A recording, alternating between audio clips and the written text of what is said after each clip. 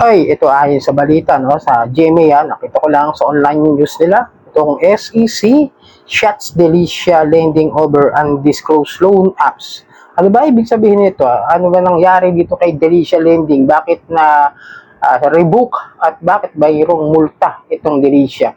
Bago natin pag-usapan ay maglalambing ako sa inyo na pakisuportahan po ang aking mga social media account ng Facebook, TikTok at ang aking YouTube channel. At kung nakatulong sa inyo ang video nito, malaking tulong po yung simple niyong pag-like, malaking tulong po yung simple niyong pag-share. At para updated ay pakihit lang po ang notification bell. Disclaimer, hindi po ako nanghihikayat na mangutang kayo dito sa mga online lending apps. Ako po ay nagbibigay lamang po ng payo, gabay at patnubay kung paano nyo haharapin ng mga suliranin na ginawang paglabag dito ng mga online, ng mga abusive and fair debt collection practices ng mga online lending apps.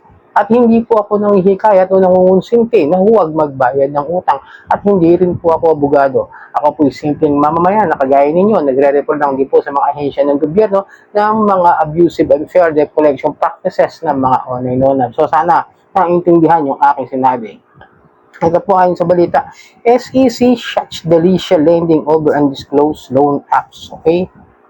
The Securities Exchange Commission has revoked the license of Delicia Lending and Trading Corporation after finding that the company operated several undisclosed online lending platforms and repeatedly failed to comply with regulatory requirements. So, sabihin nito, hindi kasi sila nagpo-provide o nagko-comply sa SEC na meron para sila mga online lending apps o mga online lending platform na nag-ooperate through online website, social media, at even sa mga app store o sa mga play store. Okay? Yun po yung dahilan doon kung bakit sila na-revoke. At yun ay ayon sa order na ginawa noong June 15 ng SEC ng Finance and Lending Companies Department nila, nalaman nila na ang Delicia Lending ay liable for violating the lending company regulation ng SEC at saka yung mga reportorial requirement over multiple years. Ibig sabihin, hindi po sila nagsasubmit ng mga report yearly dito kay SEC. So, hindi lang yung mga online lending platform ang dahilan kung bakit sila na-revoke.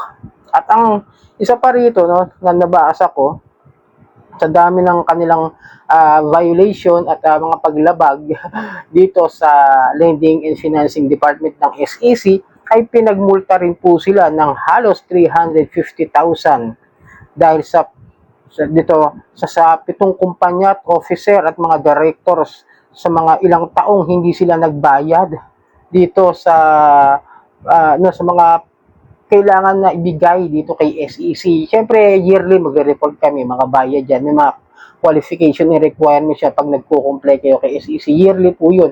So ngayon, ano ba yung mga online lending app na hawak nitong si Delicia Lending? Sa totoo lang, ilang beses na nagpalit ng pangalan niya sa mga online lending app na makikita nyo at mada-download nyo sa Play Store, mga kadyani, no?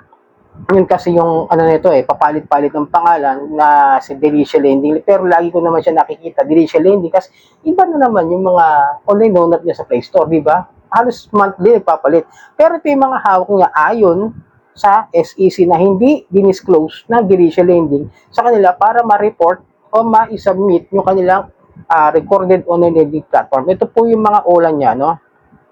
Peso Cow, Mabilis Pera Loan, Peso Cow, Bingo Peso, Philippine Cash Loan, and Capit Cash Online Quick Loan. So parang nakita ko yung Capit Cash. Parang kakasilip ko lang dito kahapon, no?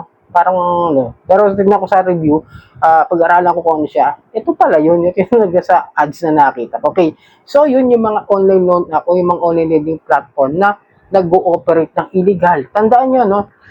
Kahit ang isang lending company ay nag-ooperate at registered o registrado o merong authorized to operate at may certificate of authority ng SEC, as long as wala sa list of recorded online lending platform ng SEC, matatawag pa rin po natin yung illegal.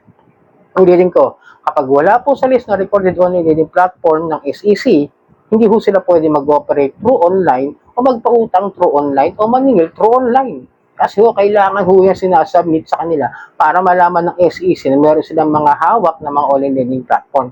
At ang kaya na lang nilang gawin is magpautang through the physical lending. Yun ang normal. Yung pagpapautang doon sa mga may pupunta ka talaga sa opisina nila at doon ka mangungutang. Hindi yung pwede pautang through online dahil wala ho sila sa list of recorded online lending platform. So ano mangyayari rito? Ito lang, no? Nakakadyan ito ka. Kasi in the past few years, no, ilang online lending app o ilang online lending platform o ilang lending companies na yung nakita ko na na-revoke. Halos yun, wala pang isang taon, nakakabalik din naman kay SEC. Ito yung bad side, no? Ito yung tawag doon na sad reality na nakita ko dito sa ilang taon na pagiging online loan na vlogger ko, no, mga kadyan, sa pag-update ko as a content creator sa mga online lending app. Kaya ina-update ko kayo ng mga list ng recorded online lending platform para maintindihan nyo. Ito malamang, kung ito mag-comply, gagawa ng dokumento, pagsasubmit mga kailangan ng SEC, malamang, maaaring makabalik kasi kahit nga nare-revoke, nakakabalik. Ilan na ba yung nakabalik dyan, di ba? Si Copperstone, na-revoke, nakabalik. Si Hyphen Lending, yung na-raid na credit cash at peso wallet, na-revoke, nakabalik. Meron pa akong nakita dyan, yung Cashmart yata yun, na-revoke, nakabalik. Diba? Ganun lang yun. Kaya sabi ko sa inyo, hindi ko din po masasabi kung talagang lehiti mo na parang final result o final resort ng SEC yung mga pagre-revoke. Kasi kung ganyan na ginagawa nila, nagre-revoke, pero makakabalik lang din, parang tawag doon, useless or nonsense, di ba? Yun na po masasabi ko sa SEC. Okay lang, siguro kung maintindihan ko kung cease and desist order lamang po ang binibigay ng SEC. Talagang may kakayahan makabalik yun. Pero yung ganitong klase na revoke, plus makakabalik na yun,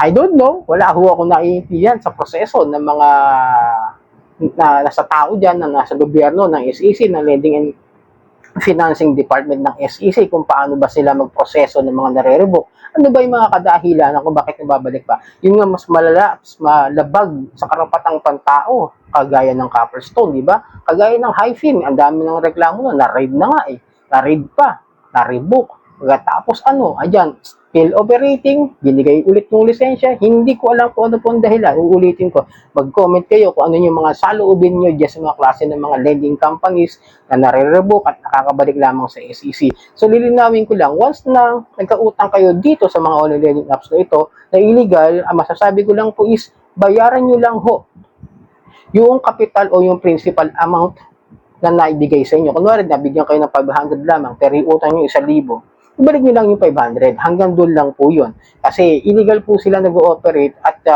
yung tamang interest lang po, kagaya ng binigay na effective interest rate ng SEC, yung 12%, hanggang doon lang po ibigay ninyo. Wala na ho. At kung meron pa kayong problema dyan, doon sa mga harassment na gagawin ng mga etong klaseng illegal na mga online lending app, pwede ho kayong dumulog sa PNP, sa NBI at sa PAOK at sila po ang bahalang mag-imbestiga kung ano yung nararapat gawin at dapat ba itong ma-raid pa at makasuhan sa korte. Okay, sana nakatulong ang video ito. Maraming po salamat sa ulitin.